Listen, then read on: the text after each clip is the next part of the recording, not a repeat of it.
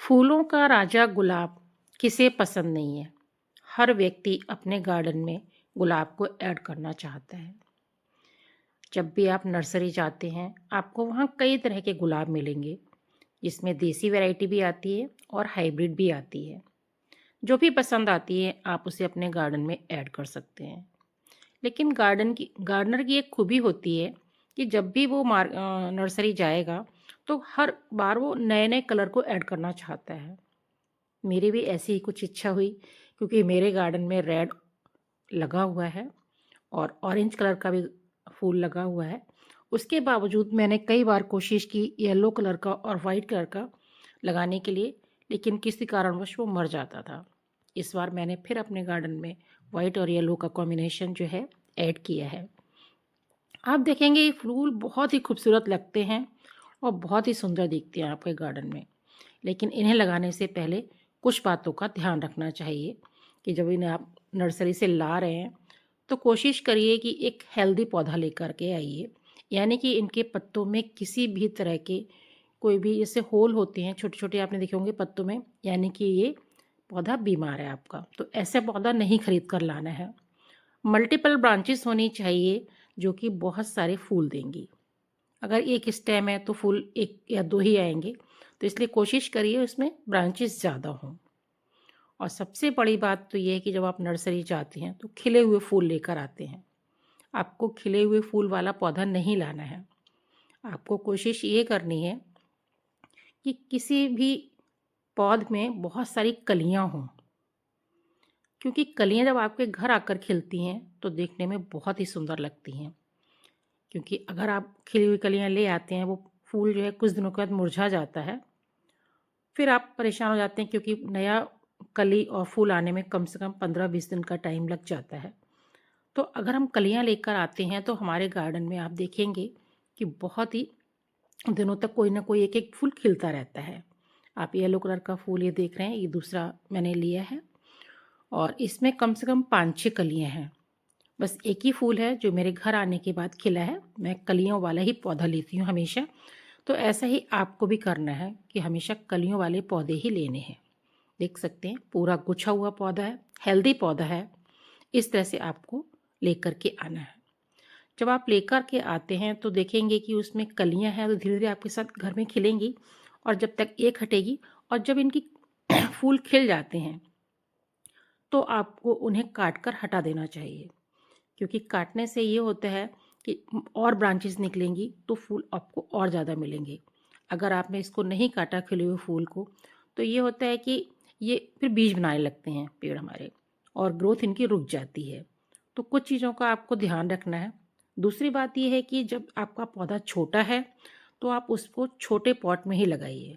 क्योंकि अगर आप बड़े पॉट में लगा देते हैं तो ज़्यादा पानी, ज़्यादा खाद, ज़्यादा मिट्टी मिलती है तो वो पौधे मर जाते हैं।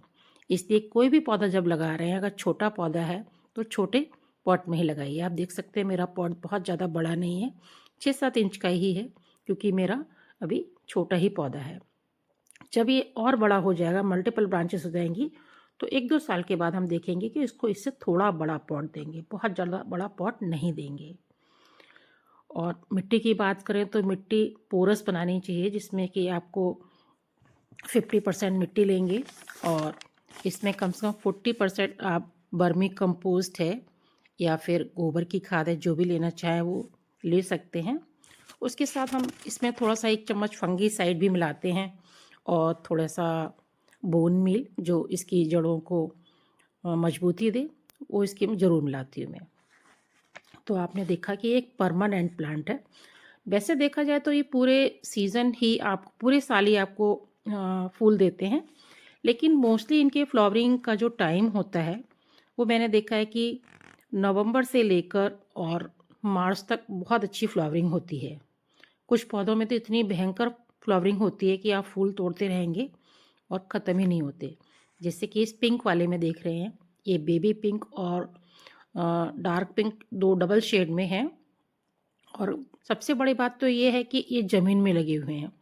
ज़मीन में जो पौधे लगते हैं उनकी बात ही कुछ और होती है, क्योंकि उनकी ग्रोथ बहुत ज़्यादा होती है और मल्टीपल ब्रांचेस आती हैं, बहुत सारी कलियां आती हैं, बंचेस में होती हैं। आप देख रहे होंगे कि बहुत ज़्यादा गुच्छा हुआ प्लांट है। ये देखिए आप। तो आपको करना क्या है कि एक तो ये हाई फीडर प्लांट होता है गुलाब का, तो आपको इसमें जो है कम से कम 15 से 20 दिन के बाद कोई ना कोई खाद ज़रूर देनी है। चाहे आप उसमें डीएपी दे सकते हैं, और अगर 10-12 इंच का गमला है तो 10-12 ही दाने आप उसमें डीएपी के देंगे। अगर आपके गार्डन में नीचे ग्राउंड में लगा हुआ है तो उस हिसाब से दे सकते हैं।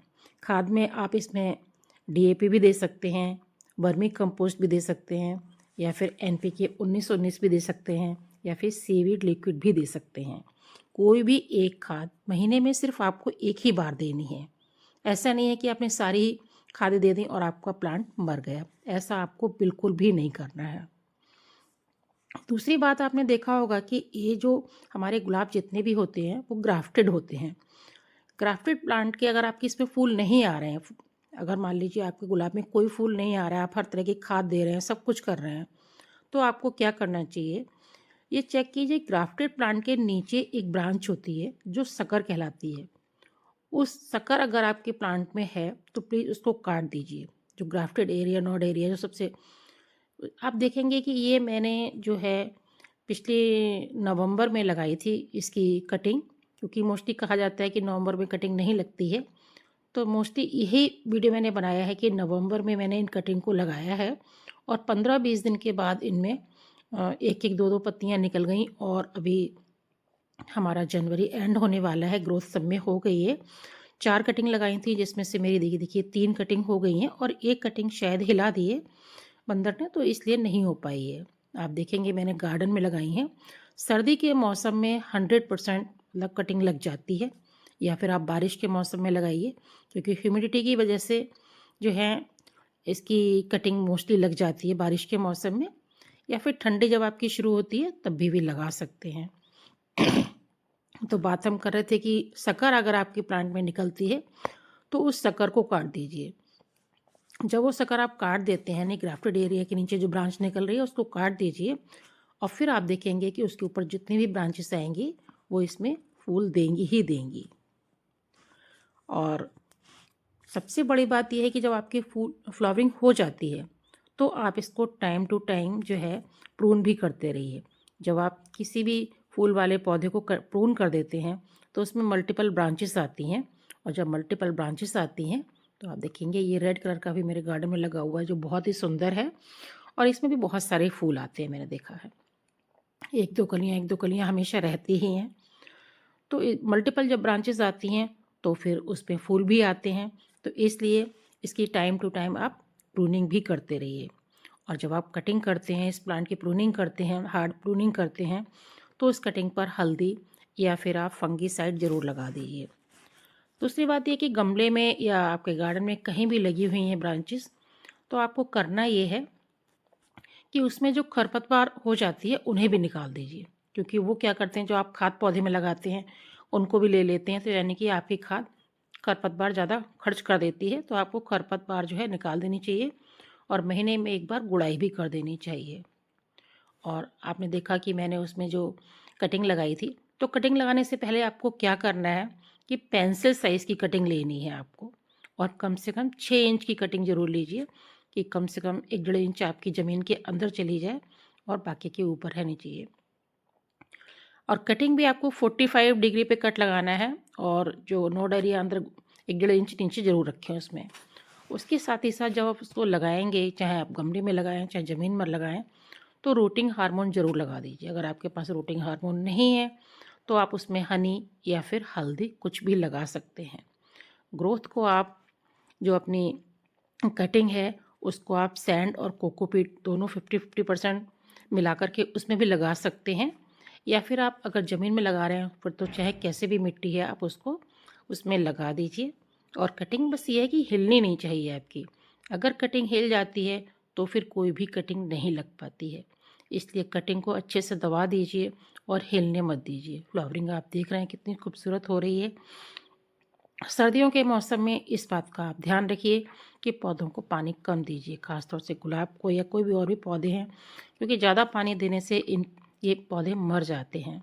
और हाँ, गुलाब के फूल के लिए धूप ज़्यादा से ज़्यादा चाहिए, कम से कम 6 घंटे की धूप अवश्य मिलनी चाहिए। इसलिए अगर आपके गमले में लगा हुआ है तो अपने पौधों को धूप में कम से कम 6-7 घंटे की धूप अवश्य दीजिए। गार्डन में है तो अब इसलिए उसको अपने आप लग ही जाएगी। कुछ बातों का ध्यान अगर आप रखेंगे तो आपके पूरे बगीचे में फूल ही फूल बहुत अच्छे से होंगे। तो आप देख रहे हैं कि बहुत सारी कलियाँ फूलों के साथ आपने गार्डन में देखा कि बहुत तरह के मैंने गार्डन में अपने ऐड किए हुए हैं गुलाब। तो ऐसे ही आप कटिंग से किसी भी गुलाब को लगा सकते हैं क्योंकि ये इजीली लग जाते हैं। तो इन बातों का ध्यान रखते हुए आप ऐड कर सकते हैं अपने गार्डन में गुलाब को। तो फ्रेंड्स, आपने देखा कि बहुत सारी जानकारी आपको मिली। अगर आपको मेरी जानकारी अच्छी लगी तो चैनल को लाइक कीजिए, शेयर कीजिए एंड सब्सक्राइब कीजिए। और मोस्टली आप देखेंगे कि ये गुलाब जो हैं वो देखने में बहुत ही सुंदर लगते हैं, लेकिन उनको लगाना कभी कभी बहुत मुश्किल हो जाता है क्योंकि मैंने इसकी बहुत सारी कटिंग लगाई और नहीं हो पाई है। मैं हमेशा ख़रीद करके लाती हूँ, पर इस बार मेरी जो कटिंग है ये रेड वाली जो है ये भी सक्सेस हो गई थी। और उसके साथ ही साथ मैंने पिंक कलर का लगाया तो उसकी कटिंग भी मेरी सक्सेस हो गई है। तो इस तरह से आप मेरे चैनल को देखिए। और आगे आप किस चीज़ की जानकारी चाहते हैं प्लीज़ कमेंट्स करके बताइए कि आप लोग कहाँ से देख रहे हैं मेरा वीडियो। Thank you.